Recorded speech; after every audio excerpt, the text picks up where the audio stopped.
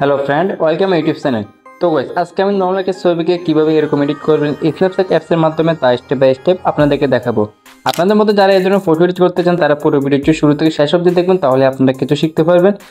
So বন্ধুরা, first of all আপনাদের phone থেকে এই স্ন্যাপচ্যাট অ্যাপটা ওপেন করে নেবেন। সো ওপেন করার পর এখান থেকে আপনার প্লাস বাটন পেয়ে যাবেন, প্লাস বাটন ক্লিক করবেন। ওকে, আপনাদের গ্যালারি ওপেন হয়ে যাবে। দেন এখান থেকে আপনি যে ছবিটি এডিট করতে চান ওই ছবিটি সিলেক্ট করে নেবেন। তো গাইস, আমি এখান থেকে কাঙ্ক্ষিত ছবিটি সিলেক্ট করে নিচ্ছি। ওকে ফ্রেন্ড, কাঙ্ক্ষিত ছবিটি সিলেক্ট করার পর এখান থেকে আপনারা নিচে পেয়ে যাবেন টুল অপশনে ক্লিক করবেন। সো এখান থেকে আপনারা উপরে পেয়ে যাবেন টিউন ইমেজ। তো গাইস, আপনারা টিউন ইমেজে ক্লিক করে দিবেন। ওকে, টিউন ইমেজে ক্লিক করার পর এখান থেকে আপনারা অনেকগুলো অপশন দেখতে পাবেন। সো এখান থেকে উপরে পেয়ে যাবেন ব্রাইটনেস। তো গাইস, ব্রাইটনেসটা আপনারা 50 প্লাস করে নেবেন। ওকে, এরপর আমরা নিচে চলে যাব কন্ট্রাস্টে। তো গাইস, কন্ট্রাস্টটা আমরা এখান থেকে প্লাস 30 করে নিব। ওকে, তারপর আমরা চলে যাব স্যাচুরেশনে। তো গাইস, এটাকে আমরা -20 করে নিব। ওকে ফ্রেন্ড, এবার আমরা এখান থেকে টিকমার্কে ক্লিক করে দিব। সো টিকমার্কে ক্লিক করার পর এখান থেকে আমরা উপরে পেয়ে যাবো এডিট অপশন, এডিটে ক্লিক করব। সো এখান থেকে আমরা চলে যাবো ভিউ এডিটস। ওকে, এরপর আমাদের এখানে টিন ইমেজ দেখাবে। তো আমরা টিন ইমেজে ক্লিক করবো। সো এখান থেকে আমরা ব্রাশ আইকনে ক্লিক করে দিব। সো এরপর আপনাদের কাজ হচ্ছে এখান থেকে টিন ইমেজটা 100 রেখে দিবেন। সো 100 টাকা পর এখান থেকে আপনি আবার ফেসটা বা স্ক্রিনের মধ্যে অ্যাপ্লাই করে দিবেন, তাহলে আপনার ফেস এবং স্ক্রিনের কালারটা চেঞ্জ হয়ে যাবে। সো গাইস, আমি ফেস এবং স্ক্রিনের মধ্যে অ্যাপ্লাইটা করে নিচ্ছি আরামসে।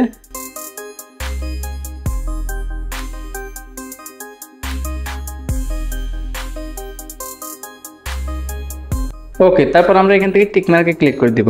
সো এখান থেকে ব্যাকে চলে আসবো।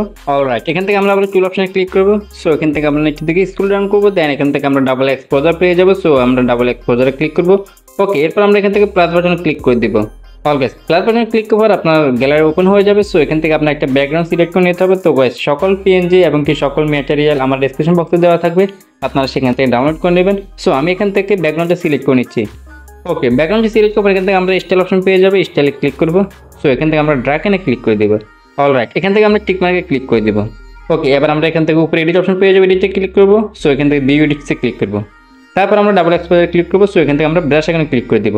ওকে, ব্রাশ এখানে ক্লিক করব। এখান থেকে আমরা ডাবল এক্সপোজারটাকে 100 রেখে দেব। দেন আমরা ছবিটা জুম করে নিব। অলরাইট বন্ধুরা, ছবিটি জুম করার পর আমরা এবার শার্টটার উপর ব্রাশ করে নেব, তাহলে আমাদের শার্টটার কালার চেঞ্জ হয়ে যাবে। সো গাইস, আমি আরামসে শার্টটার উপর ব্রাশটা করে নিচ্ছি।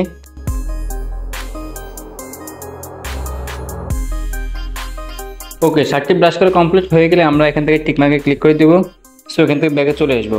অলরাইট, এরপর আমরা এখান থেকে আবার টুল অপশনে ক্লিক করবো। সো এখান থেকে আমরা চলে যাবো ডাবল এক্সপোজারে। দেন এখান থেকে আমরা প্লাস বাটনে ক্লিক করে দিব। তো এখান থেকে আমরা একটা ব্যাকগ্রাউন্ড সিলেক্ট করে নিব। তো আমি ব্যাকগ্রাউন্ডটা সিলেক্ট করে নিচ্ছি। ওকে, তো ব্যাকগ্রাউন্ড সিলেক্ট করার পর আমরা এখান থেকে অপাসিটির মধ্যে ক্লিক করে দিব। ওকে, এটাকে আমরা ফুল করে নিব। দেন এখান থেকে টিক মার্কে ক্লিক করে দিব এবং এখান থেকে আমরা উপরে চলে যাবো এডিট অপশনে এবং এখান থেকে ভিউ এডিটসে ক্লিক করবো। সো এখান থেকে আমরা ডাবল এক্সপোজারে ক্লিক করবো এবং এখান থেকে আমরা ব্রাশ আইকনে ক্লিক করে দিব। ওকে, এখান থেকে আমরা ডাবল এক্সপোজারটাকে 100 রেখে দেবো এবং কি আমাদের সাবজেক্টটাকে রেখে আমরা ব্যাকগ্রাউন্ড অংশটুকু ব্রাশ করে নেবো, তাহলে আমাদের ব্যাকগ্রাউন্ডটা চেঞ্জ হয়ে যাবে। সো গাইস, আমি আরামসে ব্যাকগ্রাউন্ডটা ব্রাশ করে নিচ্ছি।